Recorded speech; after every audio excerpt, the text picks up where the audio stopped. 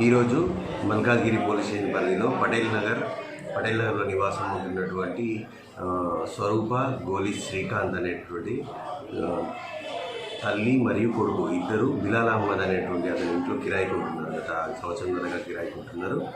So వీళ్ళు గత 2 రోజుల నుంచి తలుపు తెరవకపోవడము, ఆ ఇంట్లోంచి దుర్వాసన రావడంతో ఓనర్ అయినటువంటి బిలాల్ అహ్మద్కి డౌట్ వచ్చి మా పోలీస్ వారికి సమాచారం ఇవ్వగా మేము వెళ్ళి డోర్ ఓపెన్ చేసి చూస్తే లోపల మొదటి గదిలో తల్లి అయినటువంటి స్వరూప, రెండవ గదిలో కొడుకు అయినటువంటి శ్రీకాంత్ ఇద్దరు ఉరివేసుకొని చనిపోయి ఉన్నారు.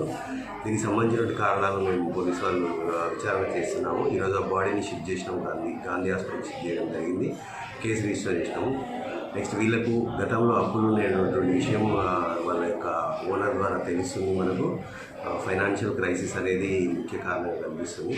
అయినప్పటికీ కూడా మేము దీనికి సంబంధించిన కేసు యొక్క వివరాలు బాగా లోతుగా విచారణ అనేది చేయడం జరుగుతుంది.